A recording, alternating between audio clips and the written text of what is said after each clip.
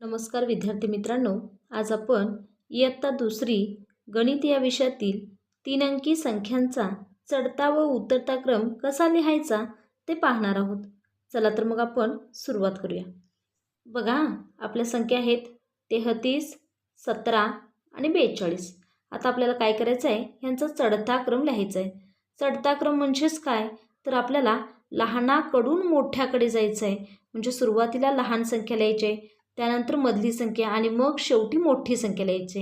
याला म्हणायचं चढता क्रम. आणि उतरता क्रम म्हणजे काय, तर मोठ्याकडून आपल्याला छोट्याकडे यायचं असतं. म्हणजे सुरुवातीला मोठी संख्या, त्याच्यानंतर त्याच्यापेक्षा छोटी आणि नंतर सगळ्यात छोटी संख्या लिहायची. चला तर मग बघूया का आपण कसा लिहायचा चढता आणि उतरता क्रम. बघा बरं, पहिली 33, 17 आणि 42. आता याच्यामध्ये बघा, इथं 3 दशक आहे, 1 दशक आहे आणि 4 दशक आहे. ज्याचा दशक लहान ती संख्या लहान, म्हणजे किती, 17. मग सुरुवातीला काय येणार आपलं, तर सुरुवातीला येणार आहे 17. त्याच्यानंतर काय येणार 33 आणि मग काय येणार आहे 42. हा झाला आपला चढता क्रम. आता उतरता क्रम म्हणजे काय, तर सगळ्यात मोठी संख्या सुरुवातीला कोणती आहे 42.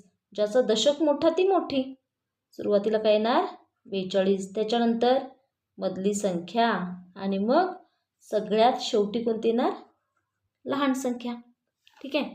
त्यानंतर पुढील पहा, 60, 69 आणि 55. आता याच्यामध्ये बघा, इथं 6 दशक आहे, इथे पण 6 दशक आहे, पण इथं मात्र किती आहे 5 दशक. म्हणून आपण सुरुवातीला काय लिहिणार 55.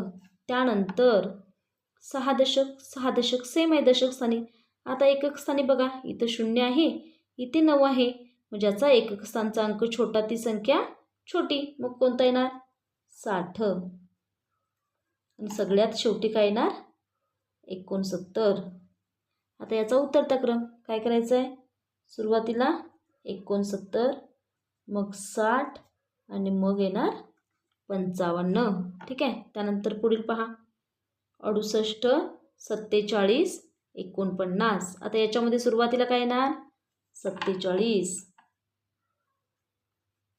त्याच्यानंतर 49 आणि मग किती येणार 68. आता उतरता क्रम काय येणार 68, 49 आणि 47. ठीक आहे. त्यानंतर पुढील पहा, 36, 19, 82. आता सगळ्यात छोटी 19, त्याच्यानंतर 36 आणि मग काय येणार 82. आता उतरता क्रम, सुरुवातीला मोठी संख्या 82, त्यानंतर 36 आणि त्यानंतर 19. ठीक आहे.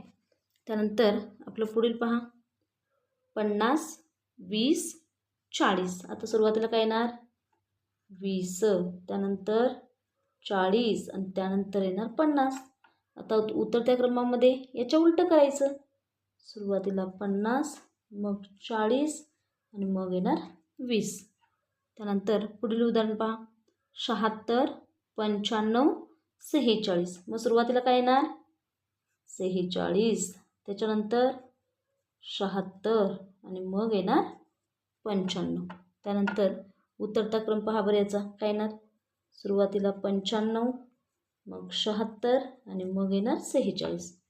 त्यानंतर आपल्या पुढील संख्या पहा, सुरुवातीला कोणती येणार बरं 14, कारण आपण चढता क्रम लिहितोय लहानाकडून मोठ्याकडे. त्यानंतर 21 आणि त्यानंतर येणार आहे 49.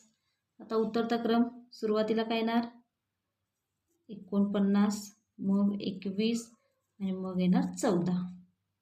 त्यानंतर पुढील पहा, 80, 90 आणि 10. याच्यामध्ये काय येणार सुरुवातीला 10, 80 आणि 90. उतरत्या क्रमामध्ये 90, 80, 10. त्यानंतर पुढील संख्या पहा, 11, 28 आणि 14.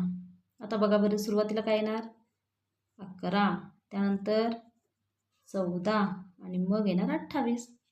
उतरत्या क्रमामध्ये काय होणार 28, 14 आणि 11. पुढील संख्या पहा, 72, 79 आणि 45. सुरुवातीला काय येणार, 45, मग 72 आणि मग 79. त्यानंतर याचा उतरता क्रम, सुरुवातीला 79, 72 आणि मग येणार 45. पुढील संख्या पहा, 18, 38 आणि 8. आता बघा बरं, हा दशक आहे, हा दशक आहे, पण हा मात्र एकक आहे. मग सुरुवातीला काय येणार, लहान म्हणजे एकक, फक्त 8 असणार. त्यानंतर 18 आणि त्यानंतर येणार 38. मग उतरत्या क्रमामध्ये काय होणार, 38, 18 आणि 8. त्यानंतर पुढील संख्या 24, 10 आणि 15. सुरुवातीला येणार 10, 15 आणि 24. उतरत्या क्रमामध्ये काय होणार, 24, 15 आणि 10. पुढील संख्या पहा बरं, 65, 78 आणि 71. मग काय होणार, सुरुवातीला 65, त्यानंतर 71 आणि मग येणार 78. आता उतरत्या क्रमामध्ये सुरुवातीला मोठी, त्यानंतर छोटी आणि सर्वात छोटी. आता आपलं शेवटचं उदाहरण आहे पहा, 68, 42 आणि 49. सुरुवातीला येणार 42, मग 49 आणि मग शेवटी येणार 68.